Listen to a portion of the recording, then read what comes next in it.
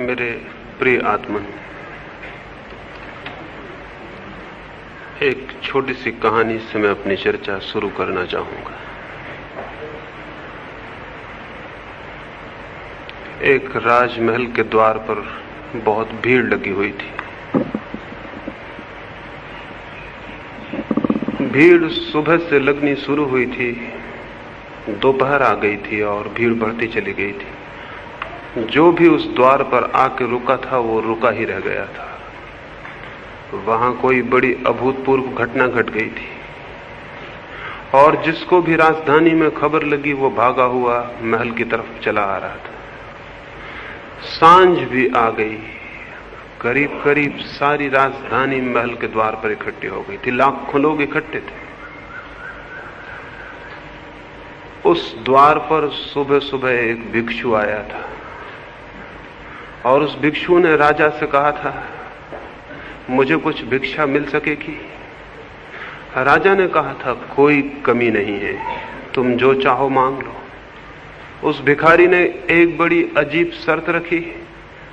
उसने कहा कि मैं भिक्षा तभी लेता हूं जब मुझे ये आश्वासन मिल जाए, ये वचन मिल जाए कि मेरा पूरा भिक्षा पात्र भर दिया जाएगा। मैं अधूरा भिक्षा पात्र लेकर नहीं जाऊंगा। तो यदि ये वचन देते हो कि मेरा पूरा भिक्षा पात्र भर देंगे तो मैं भिक्षा लूं, अन्यथा मैं किसी और द्वार पे चला जाऊं। ऐसा शर्त वाला भिखारी कभी देखा नहीं गया था और ये शर्त कोई इतनी बड़ी भी न थी कि राजा के द्वार से उसे लौटना पड़े। राजा हंसा और उसने कहा, तुमने मुझे क्या समझ रखा है?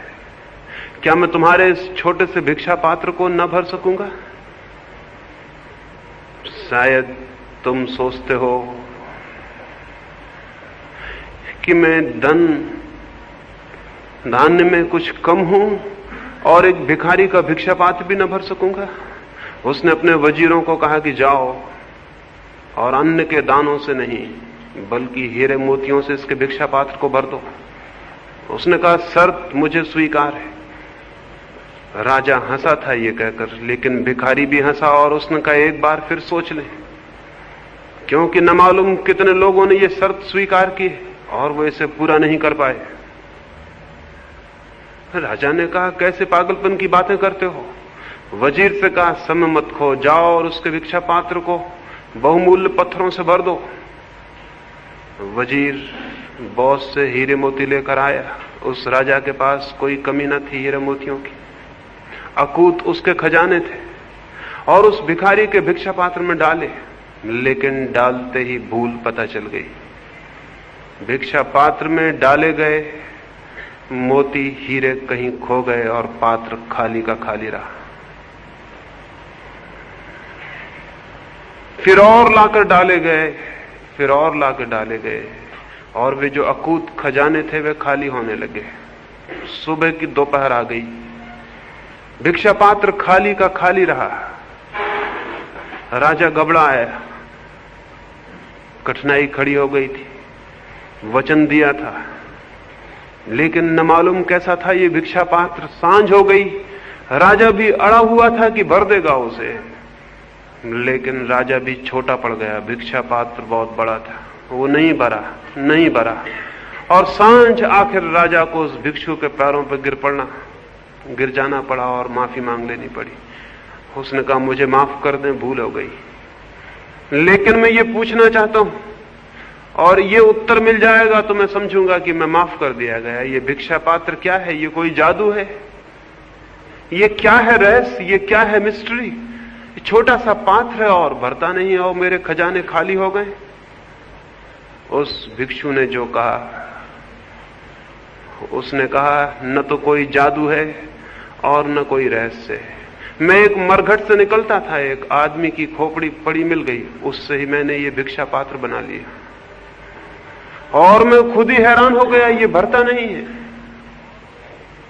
सच्ची बात यह है, आदमी की खोपड़ी कभी भी भरी नहीं है। उस राजमहल के द्वार पर यह जो घटना घटी थी, कोई रहस्य नहीं है इसमें, कोई मिस्ट्री नहीं है। हम सब जानते हैं कि हमारी खोपड़ी भरती नहीं है। मनुष्य का मन कुछ ऐसा बना है कि भरता नहीं, और मनुष्य को मन के भरने की जो दौड़ है वही संसार है। और इस सत्य को जान लेना कि मनुष्य का मन भरता नहीं, धर्म की शुरुआत है, धर्म का प्रारंभ है। धर्म से मेरा कोई संबंध हिंदू और मुसलमान और ईसाई और जैन से नहीं है। ये धर्म है भी नहीं। अगर ये धर्म होते तो दुनिया धार्मिक हो गई होती।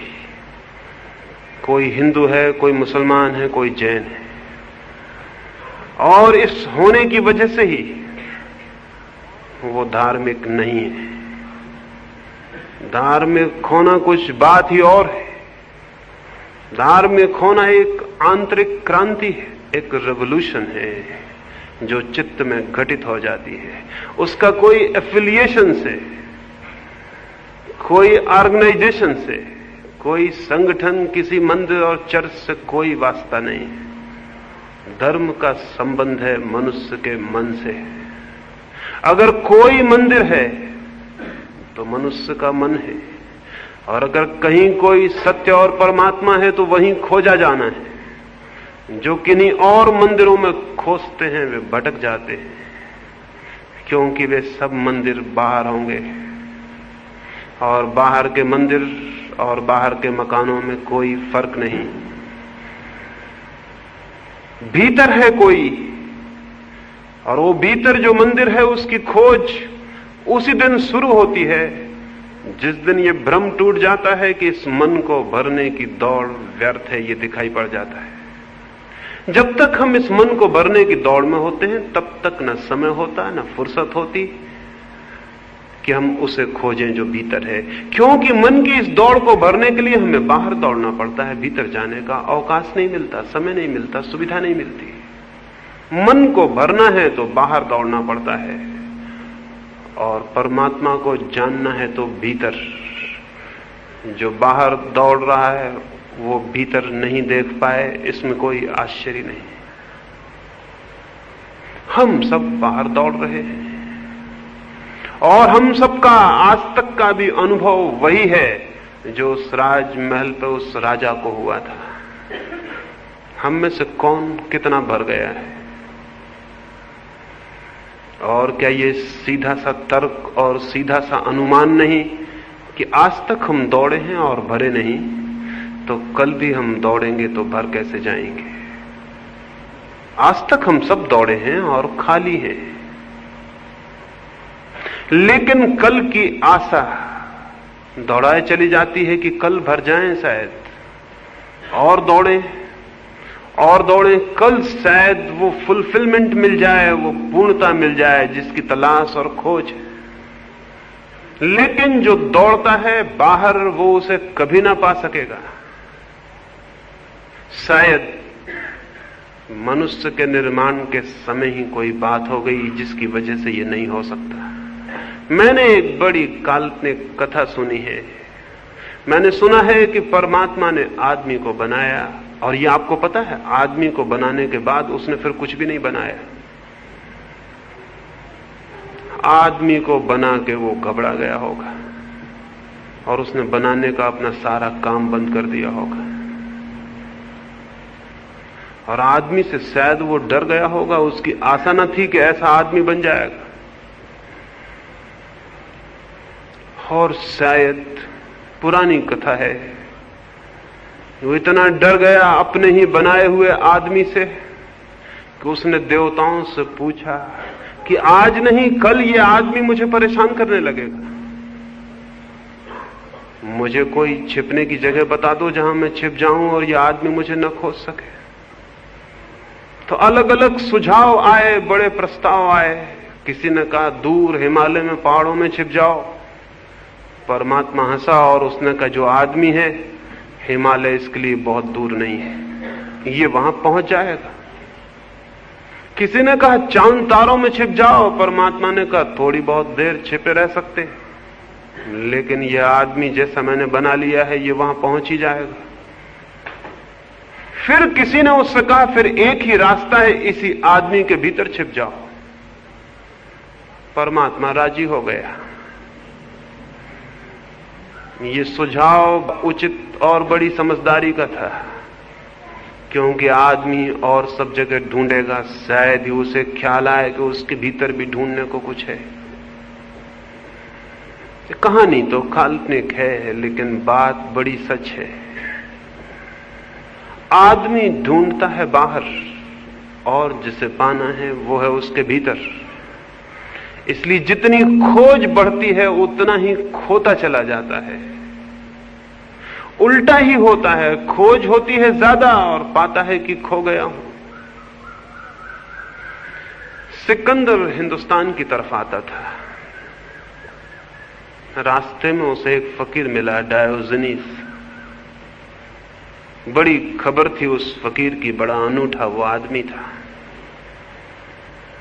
एक छोर पर सिकंदर था तो दूसरे छोर पर वो था। सिकंदर ने राह से चलते वक्त सोचा कि मिलता चलूं डायोजनीस को भी, बड़ी खबर सुनी है इस आदमी की। नंग धड़ंग नंगा ही वो रहता था, एक छोटे से टीन के पोंगरे में पड़ा रहता था। टीन का एक गोल पोंगरा था, उसे धक्के दे के किसी भी दूसरे गांव में ले जाना आसान था। वो उसमें ही सोता, उसमें ही रहता। वो दोनों तरफ से खुला था, कोई द्वार दरवाजे न थे। सिकंदर ने खबर भेजी, खबर पहुंचाई कि जाके कह दो कि महान सिकंदर मिलने आता है। डायोजनीस अपने उस पोंगरे के बाहर सुबह की धूप लेता था, सर्दी के दिन थे। वो हंसने लगा और उसने कहा, जाओ कह देना सिकंदर को, जो खुद को महान समझता है उससे छोटा दूसरा आदमी नहीं। वे सिपाही बोले, बड़ी भूल की बात कह रहे हो। इसका एक ही नतीजा हो सकता है कि गर्दन तुम्हारे सिर से अलग कर दी जाए। डायोजनीस ने कहा, जाओ और कह देना। बड़ी कठिन है ये बात, क्योंकि जिस गर्दन को मेरी कोई अलग कर सकता है उसे बहुत देर पहले मैं खुद ही अलग कर चुका हूं। कह दो सिकंदर से, बहुत मुश्किल है ये बात, तलवार काम नहीं कर सकेगी, क्योंकि जिस शरीर को वो समाप्त करेगा मैं जान चुका हूं कि वो मैं नहीं। खबर ये सिकंदर को कर दी गई होगी। सिकंदर आया और उसने डायोजनीस से कहा, बहुत खुश हूं तुम्हारी बातों से, तुम्हारी हिम्मत और साहस से। तुम अकेले आदमी हो जिसने सिकंदर को जवाब दिया है, इससे मैं खुश हूं। डायोजनीस ने कहा, लेकिन मैं बहुत दुखी हूं। तुम्हें देखकर मेरे मन में बड़ी दया आती, बहुत दुख होता। तुम पागल हो। सिकंदर ने पूछा, क्या है मेरा पागलपन? डायोजनीस ने कहा, महीनों से देखता हूं फौजें चली जा रही हैं, क्या इरादे हैं, क्या करना चाहते हो? इतने हथियार, इतने घोड़े, इतने सैनिक, ये क्या हो रहा है? कहां जा रहे हो? ये तोपें कहां जा रही? सिकंदर ने कहा, मेरा इरादा एशिया माइनर को जीतने का। डायोजनीस ने पूछा, और उसके बाद? सिकंदर ने कहा, उसके बाद हिंदुस्तान। और डायोजनीस ने पूछा, उसके बाद? सिकंदर ने कहा, पूरी दुनिया। और डायोजनीस ने पूछा, उसके बाद? सिकंदर ने कहा, फिर मैं विश्राम करूंगा, आनंद से विश्राम करूंगा। डायोजनीस बोला, बड़े पागल हो, इसलिए मैंने कहा मैं अभी विश्राम कर रहा हूं, आ जाओ और विश्राम करो, इतनी दौड़ की क्या जरूरत है? अगर अंत में विश्राम ही करना है तो इतनी दौड़ की क्या जरूरत है? और अगर अंत में अपने पर ही लौटना है तो इतनी सारी दुनिया के भ्रमण करने की क्या जरूरत है? कहते हो आखिर में अपने पर लौट आऊंगा, अपने घर और विश्राम करूंगा, तो इतनी दौड़, नाहक समय खो रहे हो। इतनी देर और विश्राम कर ले सकते हो। और फिर मेरे झोपड़े में 2 किला काफी जगह है, आ जाओ। जैसा मैं विश्राम कर रहा हूं तुम भी करो। सिकंदर ने कहा कि बात तो तुम्हारी ठीक मालूम पड़ती है, लेकिन मैं अब आधी यात्रा पर निकल आया, अब 20 से लौटना उचित नहीं। डायोजनीस बोला, तुम्हें पता है आज तक किसी आदमी की यात्रा पूरी नहीं हुई, हर आदमी को बीच यात्रा से लौट जाना पड़ता है, और तुम भी बीच यात्रा से लौट जाओगे, स्मरण रखना। वो क्षण नहीं आएगा जब तुम विश्राम कर सको, क्योंकि वो चित्त तुम्हारा नहीं है जो विश्राम और आनंद को जान ले, और तुम बीच में ही टूट जाओगे, समाप्त हो जाओगे। यात्रा तो नहीं होगी पूरी, तुम पूरे हो जाओगे। और यही हुआ। सिकंदर भारत से वापस लौटते वक्त घर तक नहीं पहुंच पाया, बीच में समाप्त हो गए। फिर तो बड़ी अजीब एक और घटना घटी, और वो ये कि जिस दिन सिकंदर की मृत्यु हुई, संयोग की बात उसी दिन डायोजनीस की भी मृत्यु हुई। और सारे यूनान में एक कहानी प्रचलित हो गई कि मरने के बाद दोनों बैतरणी पर मिल गए स्वर्ग में। जब वो बैतरणी पार करते थे, नदी पार करते थे स्वर्ग के प्रवेश के लिए, तो वहां उनका मिलना हो गया। वो एक ही दिन मरे थे। सिकंदर थोड़ी देर पहले मरा था और डायोजनीस थोड़ी देर बाद। सिकंदर आगे था, डायोजनीस पीछे था।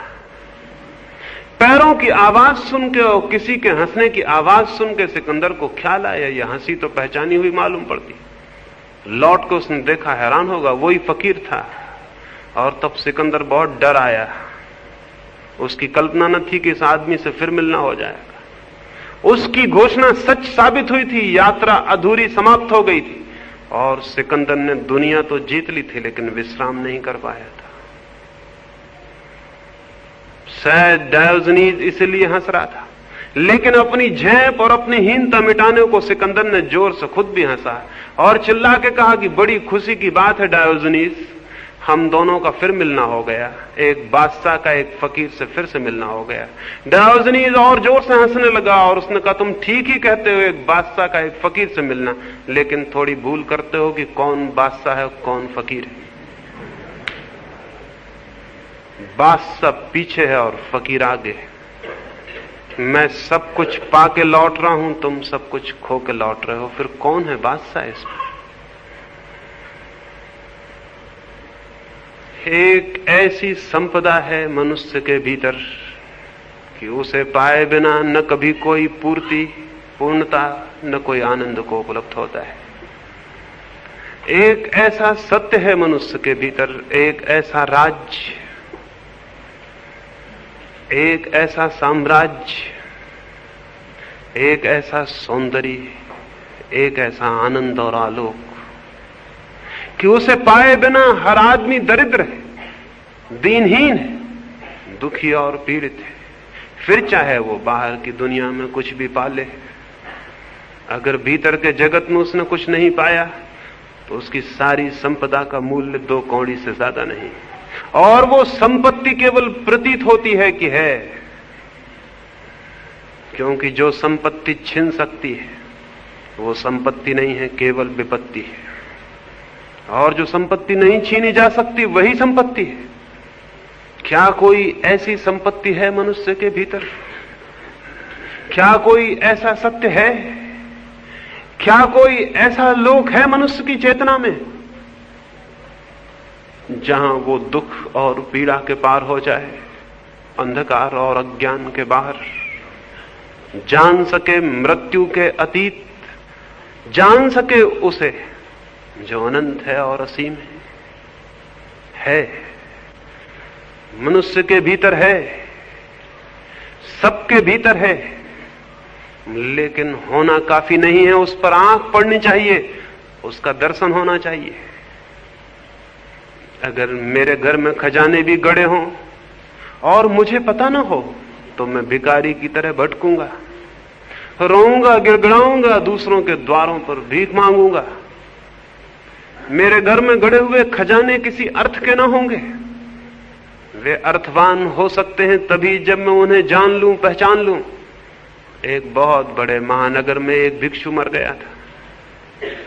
वो जिस जमीन पर 30 वर्षों से भीख मांगता रहा बैठकर, जहां उसने अपने गंदे चीथड़े फैला रखे थे और 30 वर्षों की गंदगी फैला रखी थी, वो मर गया तो पड़ोस के लोगों ने उसकी लाश को तो फेंकवा दिया। और चूंकि उस भिखारी ने 30 वर्षों तक गंदगी की थी उस जमीन पर, उन्होंने सोचा ऐसे थोड़ा खोद के इसकी जमीन साफ करवा दे। वे हैरान रह गए, जहां उन्होंने खोदा वहां खजाने गड़े थे और वो भिखारी उन्हीं के ऊपर बैठकर जीवन भर भिक्षा का पात्र फैलाए बैठा रहा और भीख मांगता रहा था। क्या अर्थ था उस खजाने का जो नीचे गड़ा था? कोई भी नहीं, वो न होने के बराबर था। वो भिखारी और हम में बहुत भेद नहीं। जिस जमीन पर हम खड़े हैं वहीं बहुत कुछ गड़ा है, जहां हम हैं वहां बहुत कुछ है। ऐसे खजाने हैं जिन्हें पाके आदमी परम आनंद को उपलब्ध हो जाता है। ऐसा सौंदर्य है, ऐसा सत्य है, ऐसा संगीत है कि जिससे डूबकर जीवन का अर्थ उपलब्ध हो जाता है। लेकिन उस तरफ आंख उठनी चाहिए।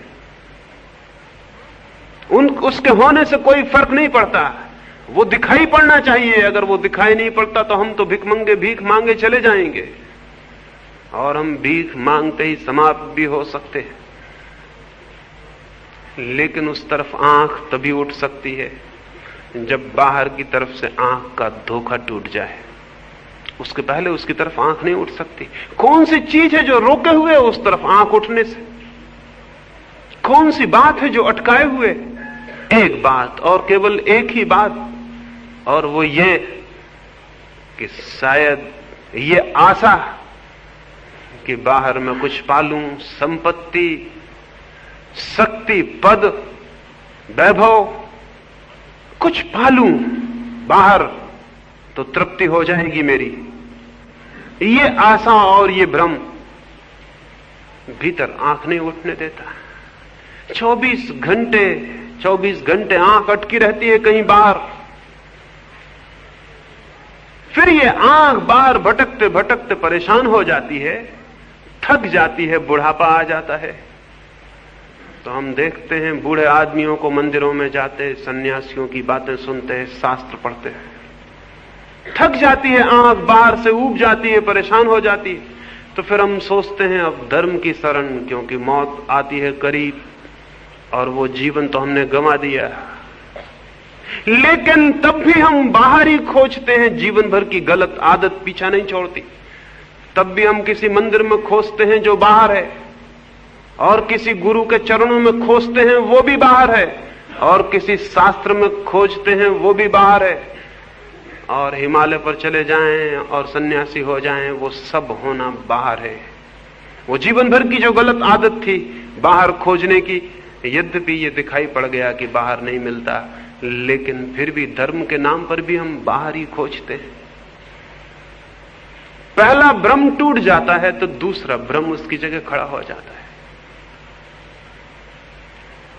सवाल ये नहीं है कि बाहर आप धन खोजते हैं। अगर आप धर्म भी बाहर खोजते हैं तो बात वही है, कोई फर्क ना हुआ।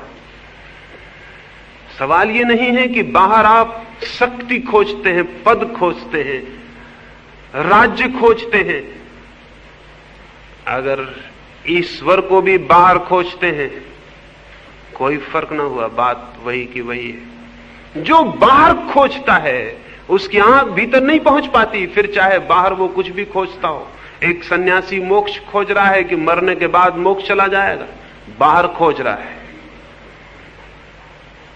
एक आदमी परमात्मा को खोज रहा है, जगह जगह बाहर खोज रहा है। बाहर की खोज संसार है, फिर चाहे वो खोज किसी भी चीज की क्यों ना हो। भीतर की खोज धर्म है। भीतर क्या खोजेंगे?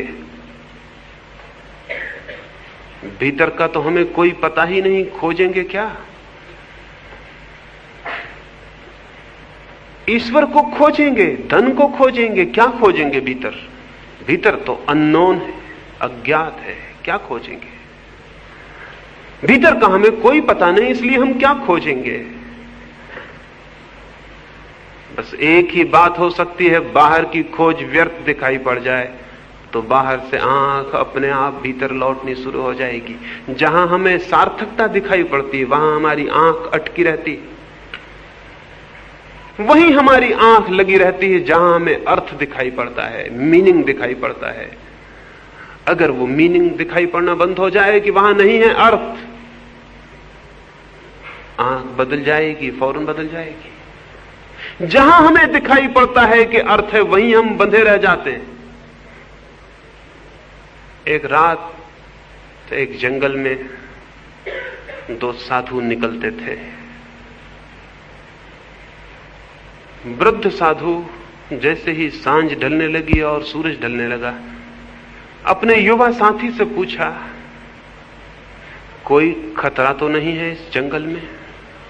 कोई डर तो नहीं? वो युवा सन्यासी हैरान हुआ। आज तक ऐसी बात उसके वृद्ध गुरु ने कभी ना पूछी थी। अंधेरे से अंधेरे, बीहड़ से बीहड़, निबिड़ से निबिड़ जंगलों में से वे निकले थे, लेकिन कभी उसने न पूछा था कि कोई भय तो नहीं, कोई फियर तो नहीं, कोई डर तो नहीं। सन्यासी को डर कैसा? वो थोड़ा चिंतित हुआ, आज ये बात क्यों उठाई है मन में? क्या हो गया है? आज कुछ गड़बड़ जरूर है, कोई फर्क जरूर है। थोड़ी देर बाद वे कुएं के पास रुके, हाथ मुंह धो लेने को। सूरज ढल गया था। वृद्ध ने अपनी झोली युवा को दी और कहा, जरा संभाल के रखना, मैं हाथ मुंह धो लूं। तब उस युवक को ख्याल आया, झोली में जरूर कुछ होना चाहिए, शायद कुछ है झोली में, उसी का भय है। उसने झोली में हाथ डाला, देखा एक सोने की ईंट। उसने उस ईंट को तो फेंक दिया जंगल के रास्ते के किनारे, उतने ही वजन का एक पत्थर झोली के भीतर रख दिया। फिर यात्रा फिर शुरू हो गई। गुरु आ गया, उसने जल्दी से अपनी झोली ले ली और फिर चलने लगे। थोड़ी ही देर बाद फिर गुरु ने कहा, जंगल में कोई डर तो नहीं? रात घनी होती जाती, रास्ता तुम्हारा परिचित है, भटक तो ना जाएंगे? जल्दी ही गांव आ जाएगा या नहीं? नहीं, जल्दी ही गांव आ जाएगा या नहीं? उस युवक ने कहा, भयभीत न हो, अब कोई भय नहीं, मैं भय को पीछे फेंक आया हूं। उसने घबरा के झोली में हाथ डाला, वहां तो एक पत्थर का टुकड़ा रखा था।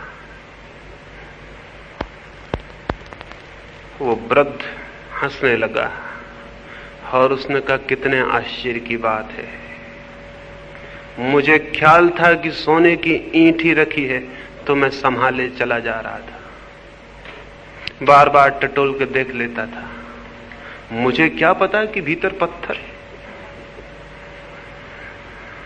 पत्थर उसने फेंक दिया और वो बोला कि अब चलने की कोई जरूरत नहीं, अब यहीं सो जाएं, अब गांव फिर सुबह उठ के चलेंगे। उस ईंट में अर्थ था तो मन वहां बंधा था। अब ईंट पत्थर हो गई तो रात वहीं सो गए वे। फिर कोई भय ना था, फिर कोई चिंता ना थी, फिर कोई विचार ना था। फिर वो झोला एक तरफ पड़ा रहा और वो पत्थर भी एक तरफ पड़ा रहा। जहां हमारा अर्थ है, चाहे उसमें अर्थ हो या न हो, जहां हमें अर्थ का बोध है, जहां हमारे चित्त को लगता है कि वहां अर्थ है, वहां हम बंधे रह जाते हैं।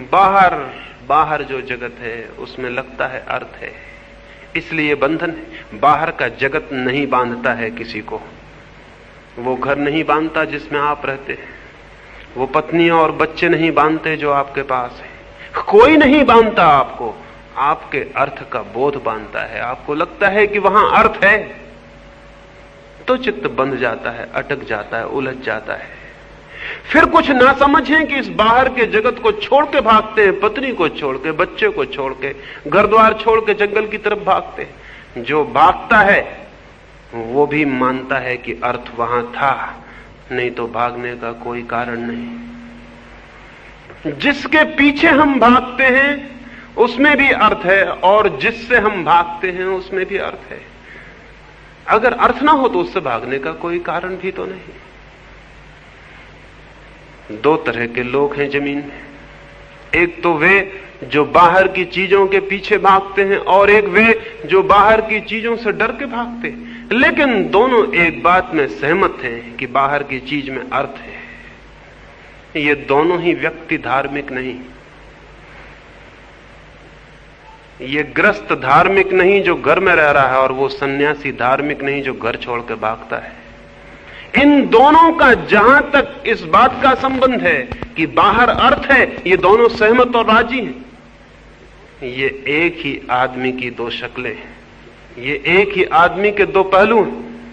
ये एक ही दृष्टि के दो रूप हैं, ये भिन्न दृष्टि नहीं है। भिन्न दृष्टि तो उसकी है जिसे बाहर अर्थ दिखाई पड़ना बंद हो जाता है, तो न तो वो बाहर की चीजों के पीछे भागता है और न उनसे डर के भागता है। उसका भागना, उसका दौड़ना बंद हो जाता है। न तो वो धन के पीछे भागता है और न धन को छोड़ के भागता है। एक बहुत बड़े सन्यासी के पास में था, लोगों ने कहा उनके सामने अगर कोई रुपए पैसे ले जाए तो वो आंख बंद कर लेते।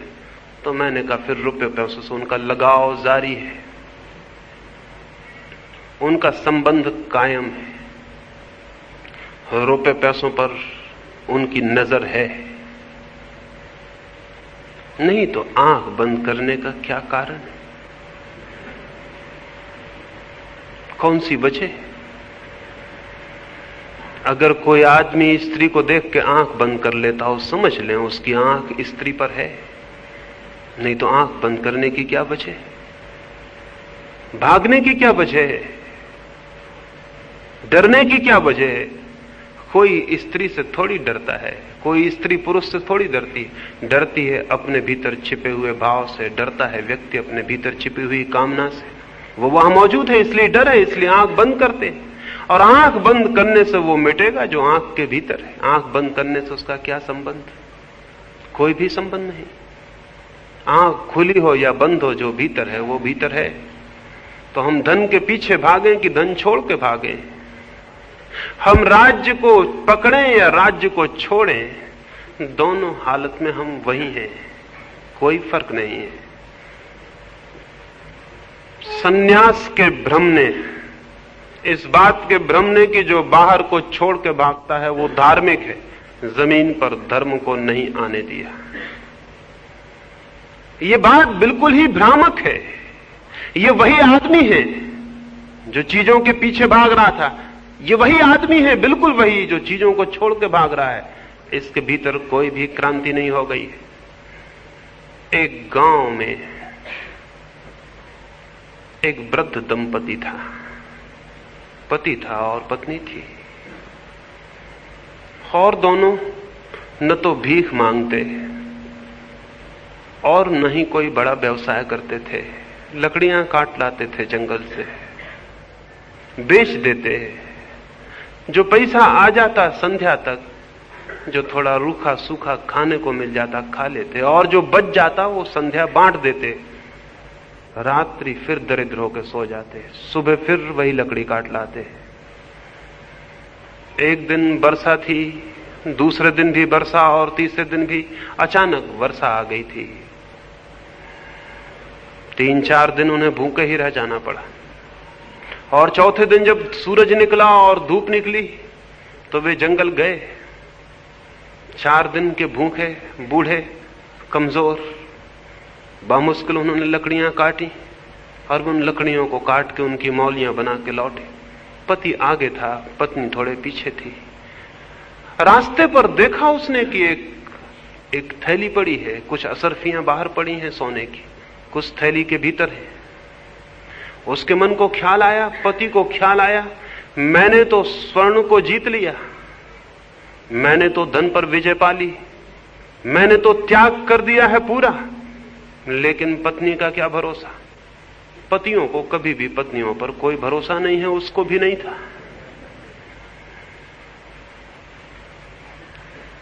सोचा कहीं उसका मन न डोल जाए, कहीं उसके मन में यह ख्याल ना आ जाए 4 दिन की भूख परेशानी उठा ले, व्यर्थ पाप लगेगा उसके मन को।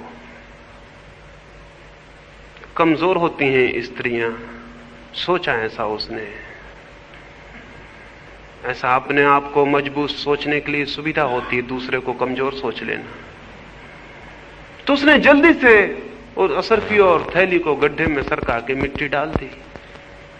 पीछे उसकी पत्नी भी आ गई जब वो मिट्टी डाल ही रहा था। तो उसकी पत्नी ने पूछा, क्या करते हैं? सत्य बोलने का नियम था उसका, मुश्किल में पड़ गया। जो भी नियम ले लेते हैं सत्य बोलने का, वो मुश्किल में पड़ ही जाते हैं, क्योंकि सत्य सहज निकले वो बात दूसरी है और नियम से निकले वो बात बिल्कुल दूसरी है।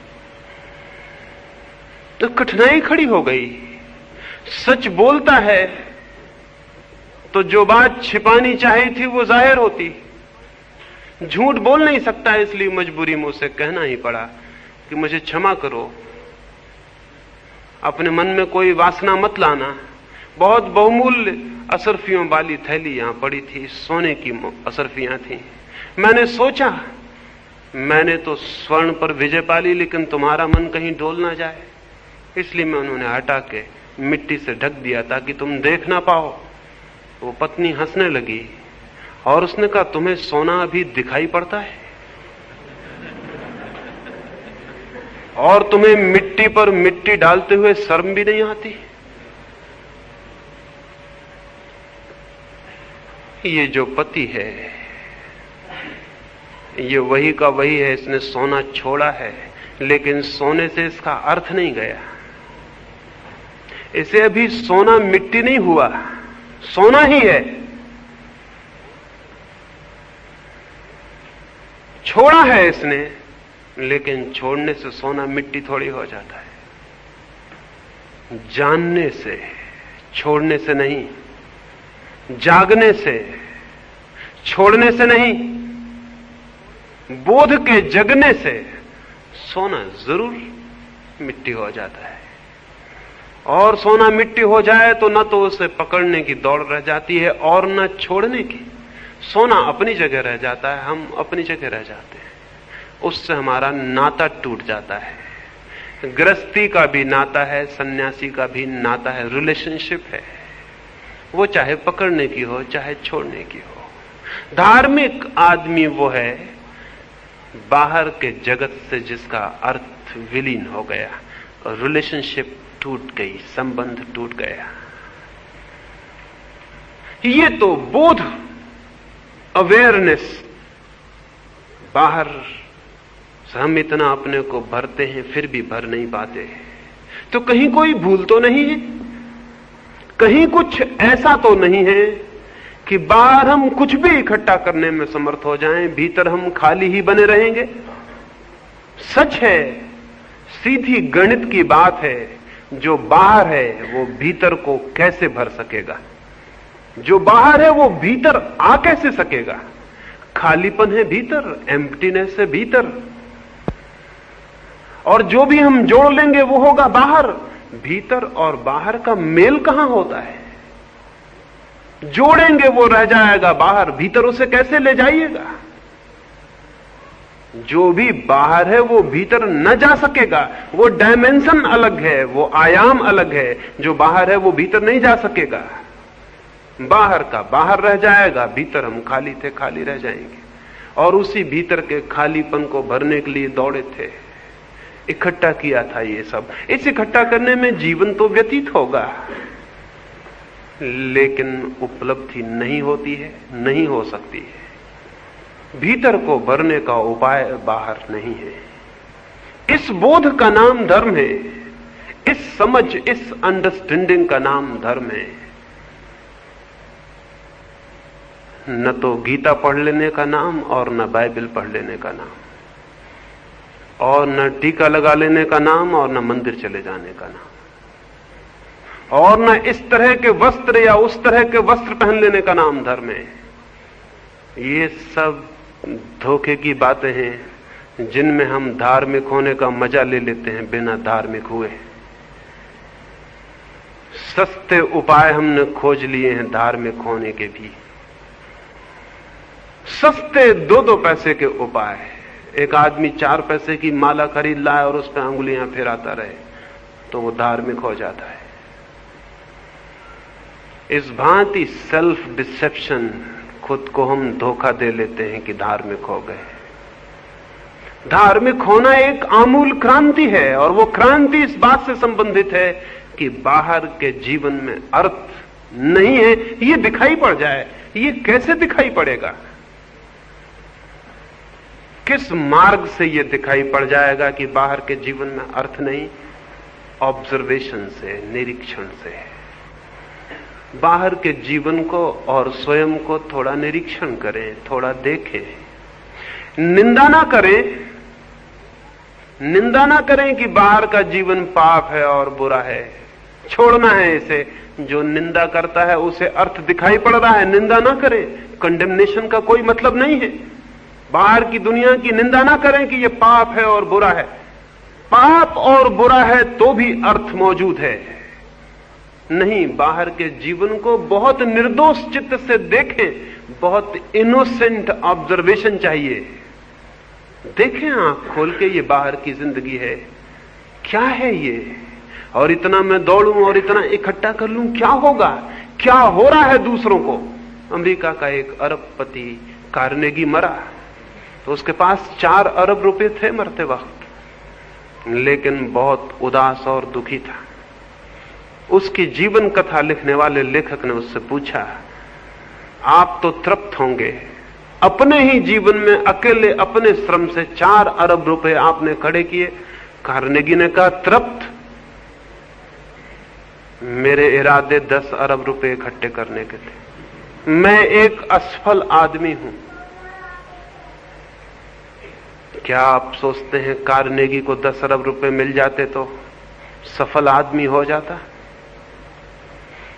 हम जानते हैं जिनको 10 अरब मिलते हैं वो भी सफल नहीं मानते अपने को, क्योंकि यदि वो सफल मान लें तो आगे की दौड़ बंद कर दें। लेकिन नहीं, 10 अरब के बाद भी दौड़ जारी रहती है। सफलता नहीं आई, नहीं तो दौड़ बंद हो जाती।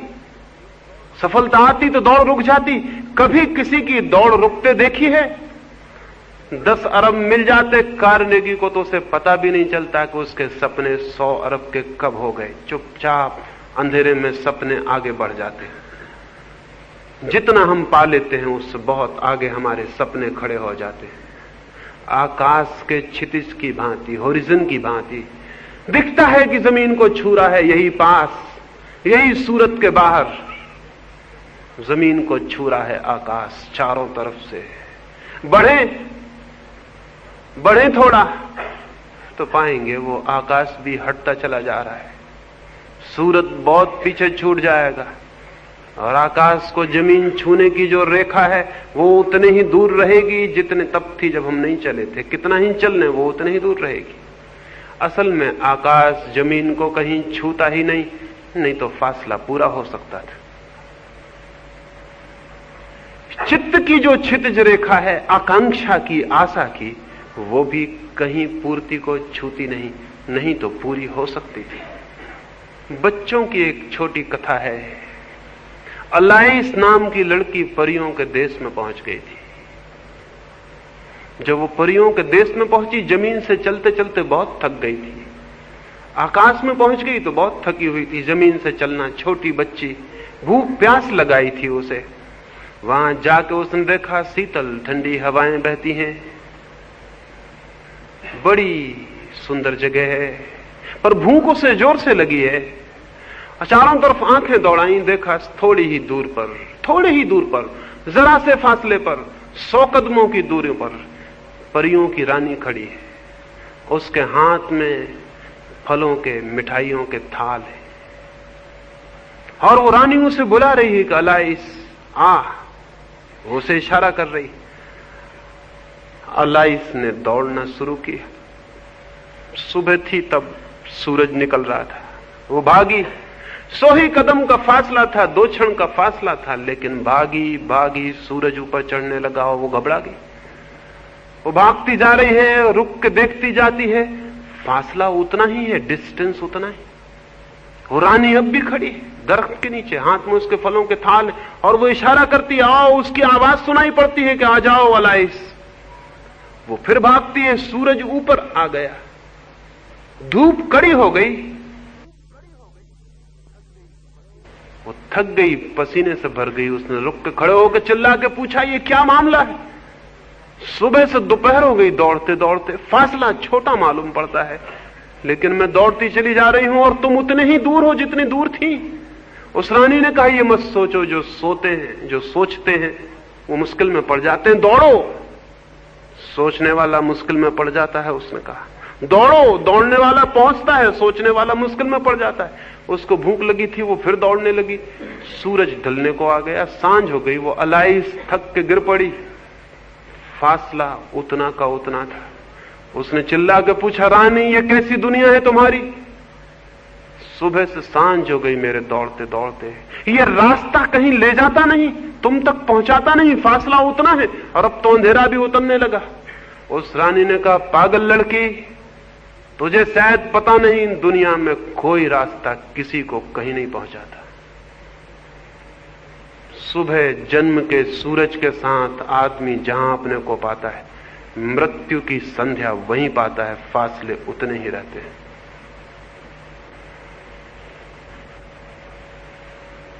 फासले उतने ही रहेंगे, दौड़ने से पूरे नहीं होते। इसका ऑब्जर्वेशन चाहिए, इसका निरीक्षण चाहिए कि हम आंख खोल के चारों तरफ देखें।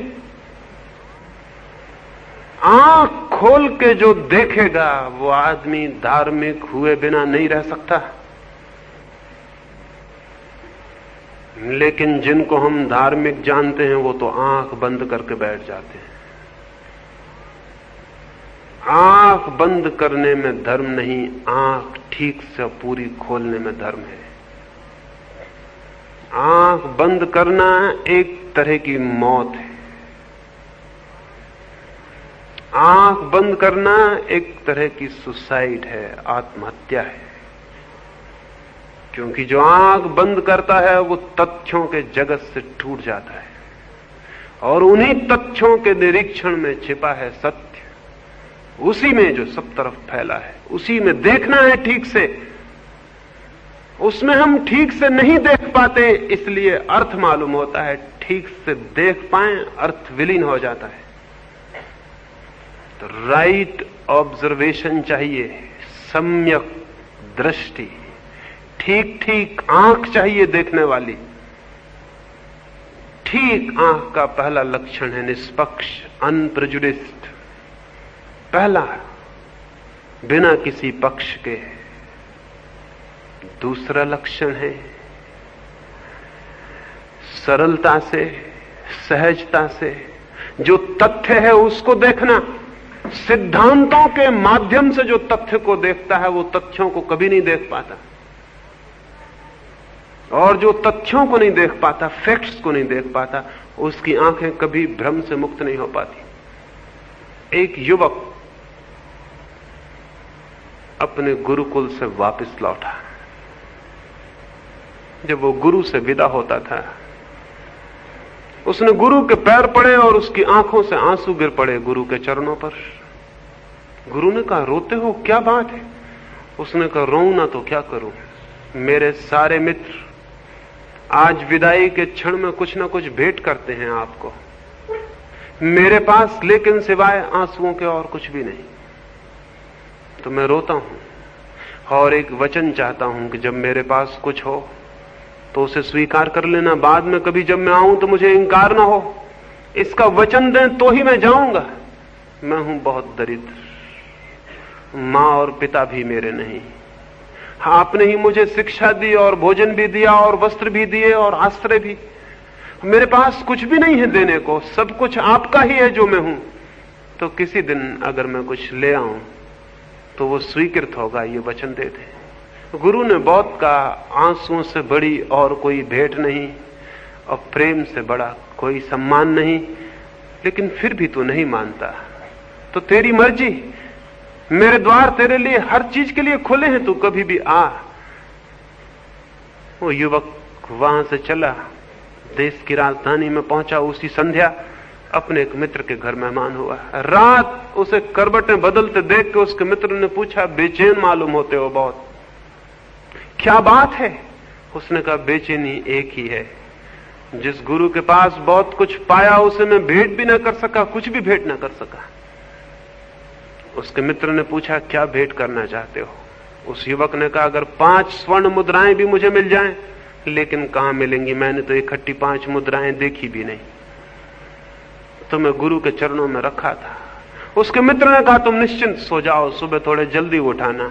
इस देश का जो राजा है उसका नियम है कि पहले भिक्षु, पहला याचक उसके द्वार पर जो चला जाता है वो जो भी मांग लेता है वो दे देता है। तो तुम 5 स्वर्ण मुद्राएं मांग लेना, जल्दी चले जाना, और घबराने की कोई बात नहीं, मुश्किल से कभी कोई याचक जाता होगा। वो निश्चिंतता से सो गया और सुबह बहुत जल्दी राजा के द्वार पर पहुंच गया। कोई वहां न था। थोड़ी देर बाद राजा अपनी बगिया में घूमने को आया तो वहां हाथ जोड़ के उसने कहा कि मैं पहला याचक हूं, जो मैं मांगूंगा दे सकेंगे आप? राजा ने कहा, आज के ही नहीं, सदा के तुम पहले याचक हो, क्योंकि आज तक जब से मैंने ये नियम लिया कोई नहीं आया। तो जो तुम मांगोगे मैं दे दूंगा, जो तुम मांगोगे। जैसे ही राजा ने यह कहा जो तुम मांगोगे, 5 स्वर्ण असरफियों का ख्याल एकदम खिसक गया और 5000 असरफियों का ख्याल आ गया। गणित सीखा था उसने भी। आप तो ही गणित जानते हैं, मैं ही थोड़ी, वो भी गणित जानता था। 5 हट गए और शून्य पर शून्य रख गए। 5000। उसने सोचा जब राजा कहता है जो मांगोगे, तो पागल हूं मैं जो 5 मांगू, 5000 क्यों नहीं? और फिर उसे लगा पागल हूं मैं जो 5000 ही मांगू, 5 लाख क्यों नहीं? या कि 5 करोड़, या कि 5 अरब, या कि खरब। और फिर बहुत ही शीघ्र क्षणों में संख्याएं लंबी हो गई और अंतिम संख्या आ गई जो उसे मालूम थी। और तब उसका हृदय धक से रह गया कि मैंने और गणित क्यों न सीख लिया। राजा सामने ही खड़ा था। उसने कहा, प्रतीत होता है तुम निश्चय करके नहीं आए, तो तुम निश्चय कर लो, मैं बगिया का एक चक्कर लगाऊं। युवक को राहत मिली। उसने कहा, बड़ी कृपा है आपकी, मैं थोड़ा सोच लूं। लेकिन सोचने का तो अंतिम सीमा आ गई थी, संख्याएं चुक गई थी। क्या सोचे, क्या करे? और बहुत पीड़ा मालूम होने लगी। राजा के पदचाप सुनाई पड़ने लगे। वो वापस लौटता है, उसके पदचाप बढ़ते चले जाते हैं और वो घबराया जा रहा है और मरा जा रहा है। 5 स्वर्ण असरफियां बहुत पहले छूट गई। गुरु बहुत न मालूम कहां खो गया। देने लेने की बात ना रही, भेंट का कोई सवाल ना था। सवाल था एक। राजा कहता है जो मांगोगे दे दूंगा। तो पीड़ा मन को सताने लगी। इस बात की खुशी नहीं कि बहुत कुछ मिल जाएगा, इस बात का दुख कि पता नहीं कितना पीछे छूट जाएगा। मांग तो लूंगा ये, लेकिन पता नहीं कितना पीछे छूट जाएगा और ये अवसर जीवन में दोबारा आए ना आए। और डर है कि ना आएगा, क्योंकि राजा इस भेंट को दे के सचेत हो जाएगा और शायद वापस ले ले अपने नियम को। सोचा होगा एक गरीब सा लड़का है, 10-50 रुपए मांगेगा, कोई स्कॉलरशिप की बात कहेगा या कुछ और। राजा करीब आने लगा, तभी उसके सारे प्राण जैसे इकट्ठे हो गए और उसे ख्याल आया, मैं गलती में हूं, संख्या छोड़ दूं, मैं सीधा मांग लूं कि जो कुछ तुम्हारे पास है सब मुझे दे दो।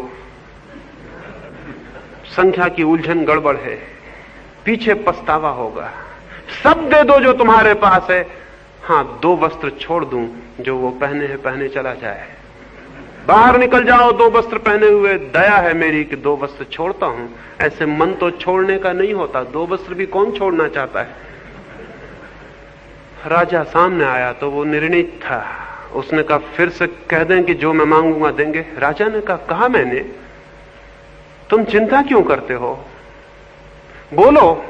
उस युवक ने कहा, तब जो आप वस्त्र पहने हैं उन्हें पहने बाहर निकल जाएं, और जो आपका है सब मेरा हुआ।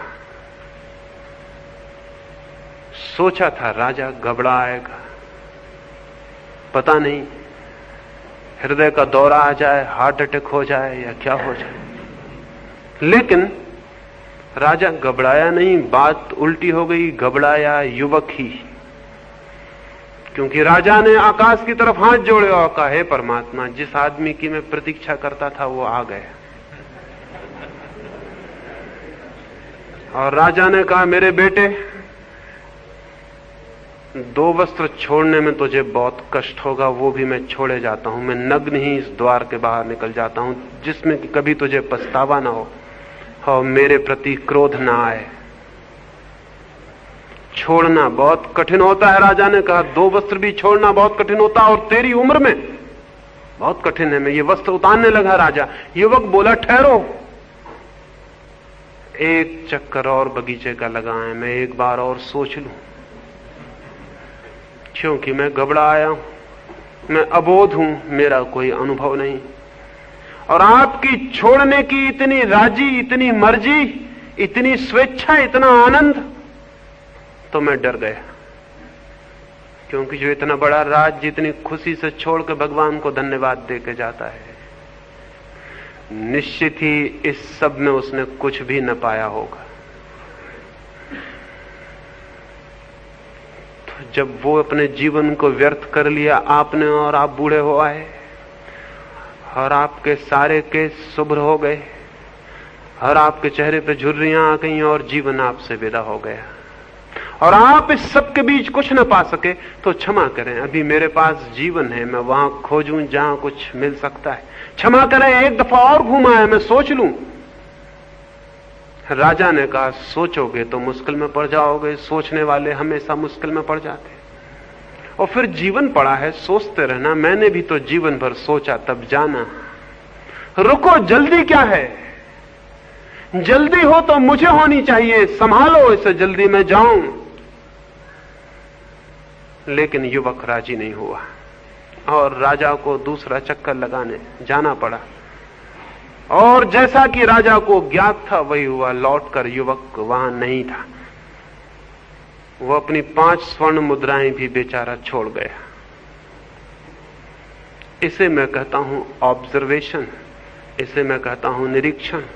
उस युवक ने कुछ देखा, निरीक्षण किया।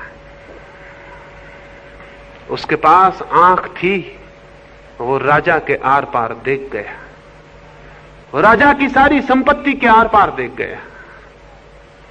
उसे दिखाई पड़ गया, एक आदमी के लिए जो व्यर्थ हो गया वो हर एक के लिए व्यर्थ है। आदमी और आदमी में भेद नहीं, मन और मन में अंतर नहीं, और एक आदमी सब आदमी की कथा है।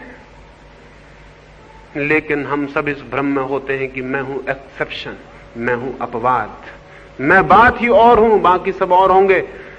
इसलिए हर आदमी ये सोच के कि मैं अपवाद हूं सोचता है। निरीक्षण करने की क्या जरूरत है? मैं जीऊं अपने ढंग से।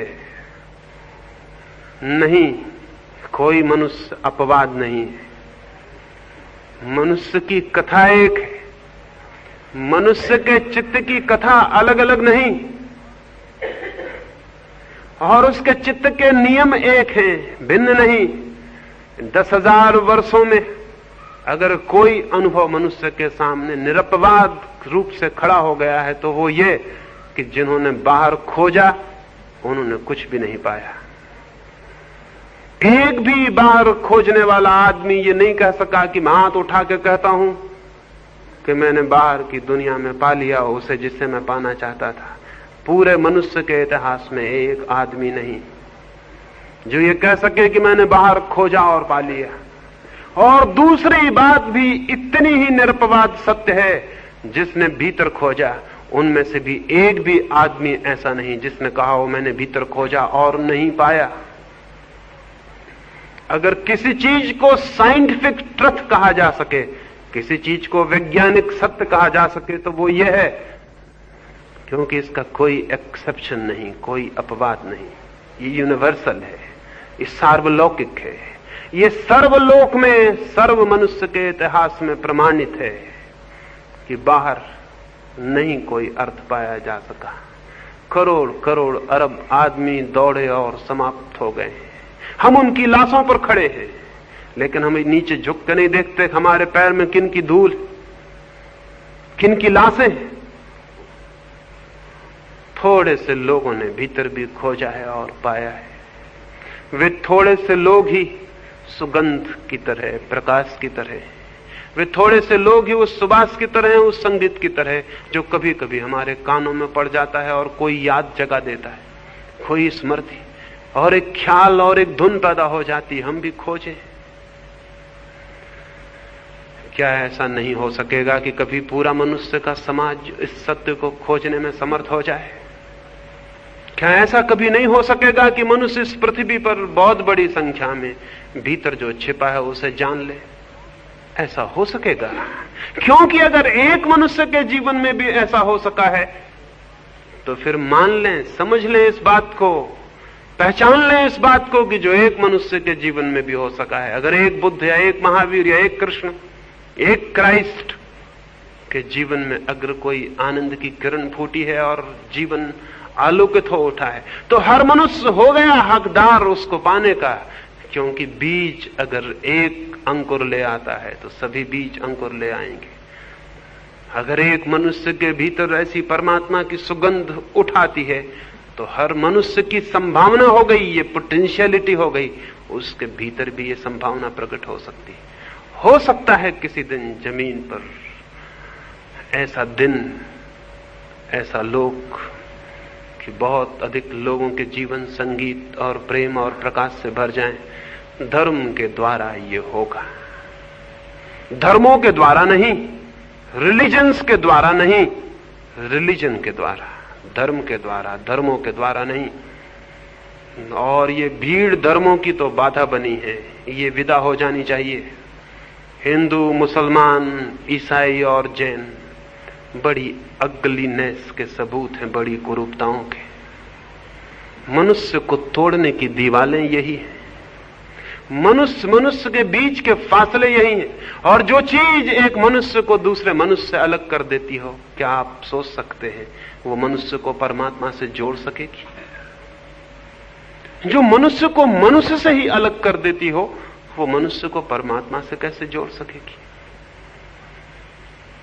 जो तोड़ने वाला है वो धर्म नहीं, लेकिन जो जोड़ दे प्राणों को प्राण से, एक को सबसे, और वो जोड़ तभी पैदा होता है जब आंख भीतर जाती है। जोड़ पैदा नहीं होता, बल्कि आंख भीतर जाते ही पता चलता है कि हम तो जुड़े हैं, संयुक्त हैं, इकट्ठे हैं। एक ही प्राण, एक ही चेतना बहुत बहुत रूपों में प्रकट और अभिव्यक्त है। और जैसे ही आंख भीतर जाती है, ज्ञात होता है न कोई दुख है। दुख था इसलिए कि हम बाहर थे, बाहर होना ही दुख था। न कोई चिंता है, न कोई पीड़ा, और न है मृत्यु। बाहर हम थे इसलिए उसे नहीं देख पाते थे जो भीतर है और अमृत है। इस छोटी सी चर्चा में मैंने एक ही बात आपसे कही, एक ही छोटा सा सूत्र। देखें आंख खोल के जीवन को, निरीक्षण करें तो बाहर की व्यर्थता दिखाई पड़ सकती है, और बाहर की व्यर्थता दिखाई पड़ा है तो भीतर की सार्थकता पर तत्क्षण आंख पहुंच जाती है। और जिसकी भीतर की सार्थकता पर आंख पहुंच गई, वो कोई बाहर की दुनिया को उजाड़ने वाला नहीं बन जाता है, बल्कि वही बाहर की दुनिया के लिए भी आनंद का और सुबास का स्रोत हो जाता है। वो कोई बाहर को दुनिया का मिटाने वाला और उजाड़ने वाला नहीं होता, बल्कि वही आधार बन जाता है बाहर की दुनिया के लिए भी। क्योंकि जब भीतर सुगंध पैदा होती है तो सुगंध बाहर फैलनी शुरू हो जाती है, और जब भीतर आनंद पैदा होता है तो आनंद बाहर बंटना शुरू हो जाता है, और जब भीतर प्रकाश का जन्म होता है तो उसकी किरणें बाहर पहुंचनी शुरू हो जाती है। जो भीतर है फिर वो बाहर बंटने लगता है। इसलिए जो स्वयं को जानता है और जो धर्म में जीता है, वो संसार को उजाड़ता नहीं, बल्कि उसके लिए तो सारा संसार ही परमात्मा हो जाता है।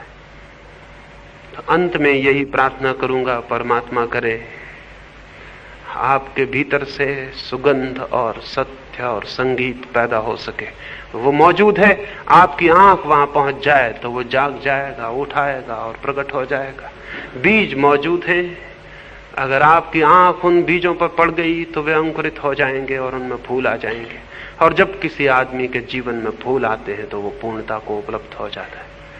मेरी बातों को इतने प्रेम और शांति से सुना, उससे बहुत बहुत अनुग्रहित हूं। और अंत में सबके भीतर बैठे हुए परमात्मा को प्रणाम करता हूं। मेरे प्रणाम स्वीकार करें।